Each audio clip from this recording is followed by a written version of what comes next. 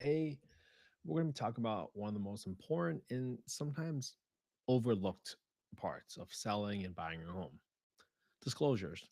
And I wanted to explain disclosures using analogies so that even a 10-year-old can understand. Because I've been interviewing people for the past 3 years on affordable housing podcasts. And I just wish that at some point someone would stop using all this jargon and sit me down, explain all these things so that in order for you to master something, you have to be able to teach it. And I thought, what good is it if I learn all this information, but I cannot teach it back to my kids, all of our kids? So today, I'm gonna use some analogies. That obviously, it's not legal advice. I'm not soliciting any investments on this call. It's not an investment advice, not legal advice. I'm not an attorney. I'm reading the content that real estate agents will sometimes study for their real estate exam. And I thought, hey, I might as well just learn this stuff by teaching it. All right, so let's get into it. So, if you're wondering what disclosures are, right, it means think of it as telling the truth about the property, right? You don't want someone to lie about something, and you want to understand how disclosures protect the buyers and the sellers during a real estate transaction deal. So, usually, why are real estate disclosures so important, right? In real estate, usually sellers have to reveal any known facts about a property's condition or history that could influence a buyer's choice, right? That could be a leaky roof, if there was a flood that previously happened, or if there is any structural issue with the house. It's ensuring everyone knows what they're stepping into. Okay. Now, let's use an analogy, right? Let's say back then we had game consoles, right? I had a Nintendo 64, believe it or not. And imagine you sold your friend a used game console, an old one, but you never told them sometimes it freezes, right?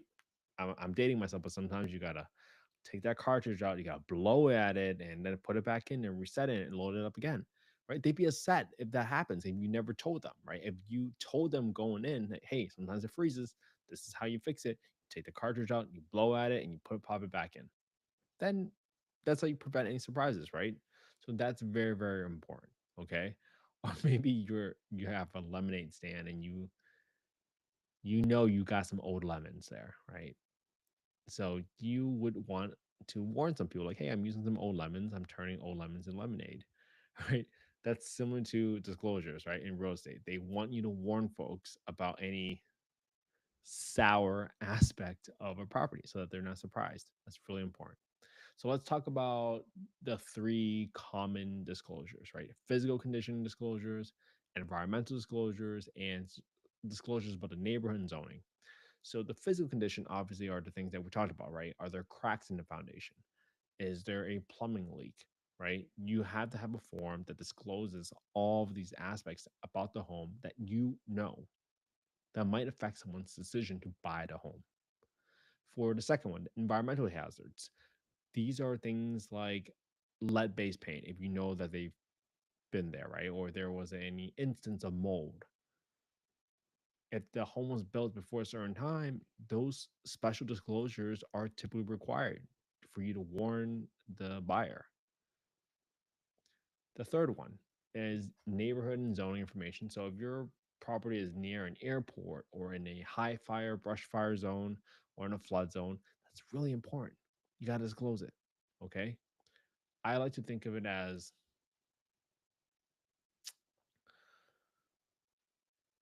you wanting to tell someone, let's say you have a book and I don't know, it's got some torn pages in it, so it's not the complete book. You would want to warn your friend, like, hey, when you borrow this book from me, just letting you know, page 100 is going to be missing, or page 110 is a little torn, is a little bent, and the corner of this page was burnt off for some reason, right? You have to tell someone that, especially if you're buying something or selling something that has a less than ideal condition of what the buyer was expecting. It's very key. So then there are special disclosures locally, depending on where you live. For example, if you are in California, right? you have to disclose the seismic zones, and there are special rules about beach erosion if you're buying a coastal home. The idea here is just that you want to keep any threats in the open so that everyone's super aware, right? If you live near a volcano, you would probably say, "Hey, it's a dormant volcano, but we do drills occasionally," right? It's very, very important. Or at least, hey, if you're on a farm, you're going to tell your visitors, hey, we have bees. So be very careful if you are allergic to bee stings. Very common sense, but you want to make sure it's very, very out there, right? Just like when you eat some snacks and you look at the packaging and you see that, hey, this snack was made in a facility near peanuts, because that could be a big allergen. It could be a deadly allergen. And if you don't disclose this, right, the consequences of you not disclosing something, especially if you are, as a seller, you're hiding something major, that seller can face legal trouble. Sometimes the buyer can back out. And it can be costly from just refunds, repairs, lawsuits. Think about it. So just it's in your best interest to disclose as much as possible, because honesty is the best policy, in my opinion. All right. So let's keep going. Now, if you want to talk about, we earlier we talked about contingencies in contract law, and a buyer's right to investigate comes from that buyer's inspection contingency, where a buyer usually gets some time to review the disclosures. They can do more checks. For example, if you're buying a property in HOA, they can get the CCNRs, the covenants, so that you can read it over and decide whether you want to live in this house that's part of an HOA association, right? If something looks bad with the house, then they can negotiate, hey, I want to get the roof repaired, or I want to get the house tented for termites, right? That's allowed in the contract. So if you're thinking about, hey, maybe you're think of an analogy. This is great because I love talking about Pokemon cards for kids. If you're trading a Pokemon card and someone says, hey, this card is in mint condition, you're gonna want to check that card, right? You're gonna hold it up to the light, you're gonna check it for any scratches to make sure it's really in mint condition, right? Same concept. You checking that card, because everybody's definition of mint condition might be a little different, right? One scratch might be still be mint to somebody versus not for somebody else. And that's why it's so important. Okay. So hopefully this helps you all understand a little bit more about real estate disclosures, right? It keeps the whole real estate world transparent. They let they're intended for the buyers to that they can make informed decisions, and sellers are going to protect themselves by being upfront so that they don't get accused of hiding anything later down the road. Okay. Ultimately, this type of arrangement, this type of approach creates a lot of benefits. It's an open exchange of facts about the property so that everybody knows what they're getting themselves into. So hopefully this was helpful, everybody.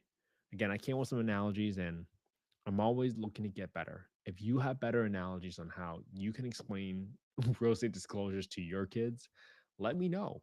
Leave an analogy down in the comments, because I'm really looking to become a better dad. That's why I do this. I know in the past we've been underwriting properties every single day. And at some point, you also think about, hey, why am I doing this? One was to show consistency. So I did that by underwriting deals for over 500 days. And then two was to not make content just for all of you, but also for my kids and all of our kids. My job is to learn how to explain these things so much better so that my kids can absorb it and all of our kids can absorb it. So if it was helpful, everybody, please make sure you subscribe to the podcast. I would really, really appreciate it if you can join our email list on affordablehousing.io. Leave your name, email. That's the fastest for you to get a copy and get on the email list. And I appreciate you all so much. Thank you so much for caring about affordable housing. Without folks like you, I would have never had the home I grew up in. So I appreciate you all so much. I'll see you tomorrow for day 545. Have a good one, everybody.